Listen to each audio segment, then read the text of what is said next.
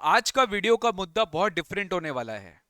Y will you fail in CMA December 25 exam? Sir ऐसा क्यों बोल रहे हैं? हम लोग तो पढ़ाई कर रहे हैं, मेहनत कर रहे हैं, फुल ऑन क्लासेस ले लिए हैं और दिसंबर 25 के लिए एक्साइटेड है और हम लोग तो पास होंगे। आप टीचर हो के ऐसा क्यों बोल रहे कि why will you fail in CMA December 25 exams?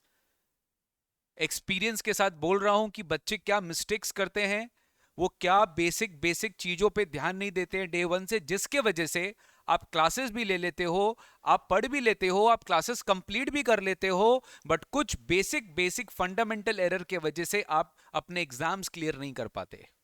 Sir, मेरा नाम है निकुंज गोइंका, आप सब जानते हैं। मैं सीएमए एक्सक्लूसिव क्लासेस दे रहा हूं since last 7 to 8 years and I am destined towards success of the students. और मेरे को यही लगता है कि अल्टीमेटली देखो, पढ़ना एक चीज होता है बट एग्जाम क्लियर करना एक चीज होता है। आप अभी पढ़ रहे हो तो आपको एग्जाम क्लियर करने का भी एक टेक्निक पता होना चाहिए कि what are the basic things which you have to understand for clearing any exams in India.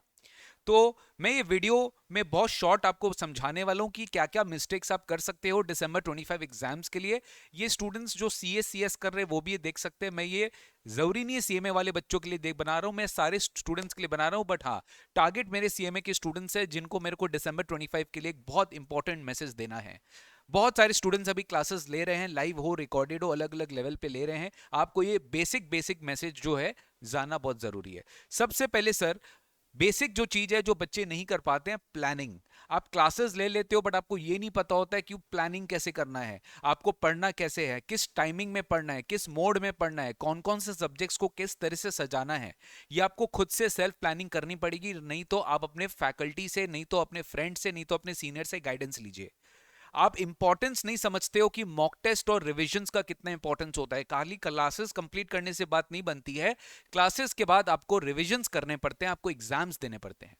Secondly, आप अपने इंस्टीट्यूट मटेरियल यानी कि आपके मदर बॉडी का जो मटेरियल है उसको इग्नोर कर देते हो। मैं बोलता हूं कि यार, इंस्टीट्यूट के मटेरियल को हर एक स्टूडेंट को कम से कम एक बार फ्लिप थ्रू करके जाना चाहिए, बिकॉज जितने भी सीएमए इंस्टीट्यूट के क्वेश्चन पेपर्स आते हैं वो इंस्टीट्यूट के मैट से डायरेक्ट आता ही आता है।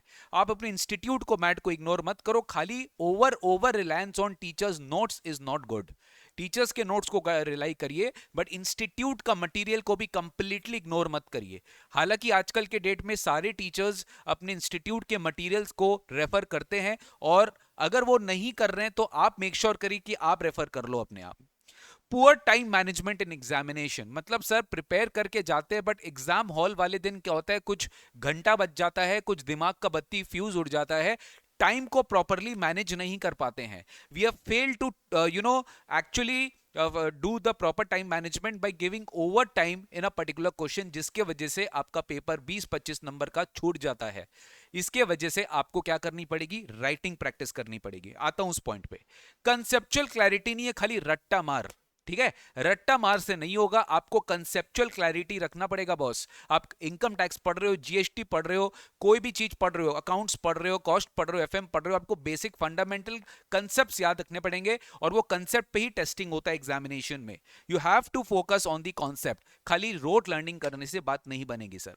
बहुत सारे स्टूडेंट्स को तो ओवर कॉन्फिडेंस होता है, यार एमसीक्यू में 30 नंबर है, उठा लेंगे, सब्जेक्ट में 10-15 नंबर तो आ ही जाएगा, पास हो जाएंगे। भैया ऐसा कुछ नहीं है, मेहनत करना पड़ेगा। आप ओवर कॉन्फिडेंस होंगे या फिर आप you have a tendency to procrastinate. आप ये सोचते हो कि यार हम बाद में पढ़ लेंगे ना, 2 महीना बाकी है, 3 महीना बाकी है एग्जाम का रिजल्ट आने, तो भैया प्रोक्रास्टिनेट का ये जो एक डिजीज है ये सारे स्टूडेंट्स में फैला हुआ है।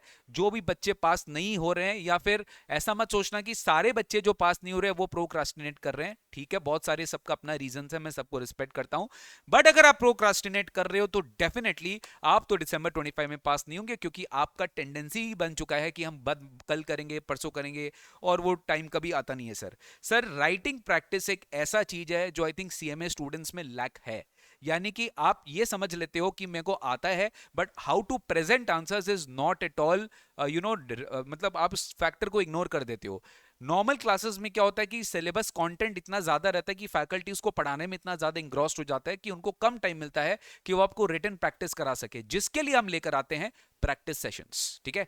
तो आपको मेरे सब्जेक्ट में तो intermediate taxation and final DT IDT में तो आपको मेरे प्रैक्टिस सेशंस दिख जाएंगे मेरे यूट्यूब चैनल पे, जहां पे मैं बच्चों को एक एक क्वेश्चन जितना पॉसिबल होता है मैं उनको प्रैक्टिस करवाता हूं। अब राइटिंग प्रैक्टिस जो है वो उनको खुद से घर पे करना पड़ेगा। यहां पे आपको एक सहूलियत दी जाती है कि अगर आपको ऐसा लगता है कि नहीं सर मेरे को मेरे रिटन आंसर्स इवैल्यूएट करवाने, एक बार दिखाने हैं, तो आप दिखवा सकते हो, not a problem.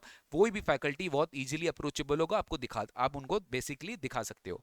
Next, practice writing के बाद mental and physical health is very very important. Physical health तो चलो अपनी मम्मी पापा सब ध्यान रख लेते हैं, हम खुद ध्यान रख लेते हैं to a certain extent, but mental health के बारे में कोई ध्यान नहीं रखता है कि आप किस मेंटल ट्रॉमा, क्या मेंटल स्ट्रेस लेवल जो है आपको अंदर में रिड्यूस करना पड़ेगा। Ultimately it's just an exam, you just don't have to see beyond an exam.